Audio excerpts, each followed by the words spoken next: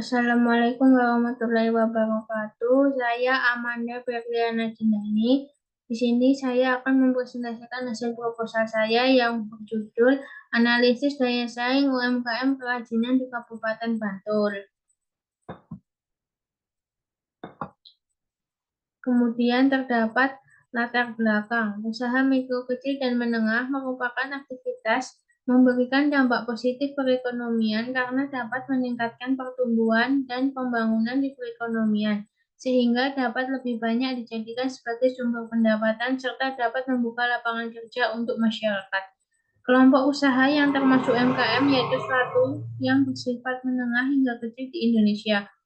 Krisis moneter yang menimpa Indonesia terjadi pada tahun 1998, di mana salah satu sektor real yaitu UMKM, salah satu sektor yang tetap bertahan dan kuat meskipun terjadinya krisis moneter, sedangkan usaha bisnis dalam modal besar mengalami bangkrut hingga tutupnya usaha.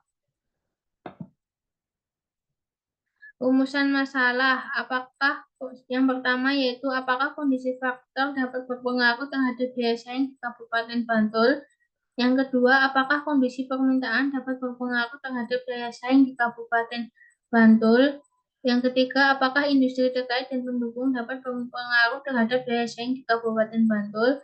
Yang keempat, apakah strategi perusahaan serta struktur persaingan berpengaruh terhadap daya saing di Kabupaten Bantul?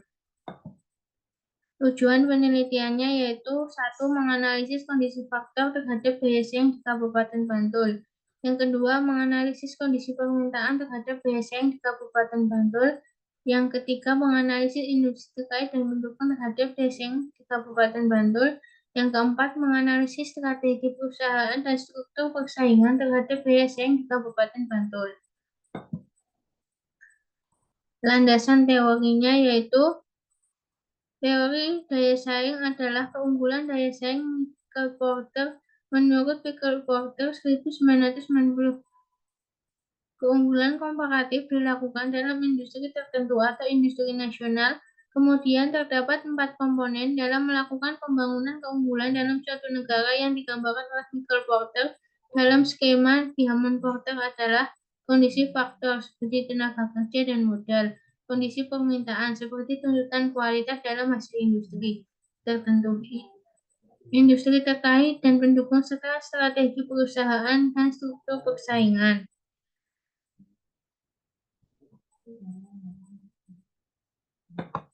Gap literaturnya itu Bintari dan Setiartiti tahun 2013 yang melakukan penelitian tentang pengukuran daya saing.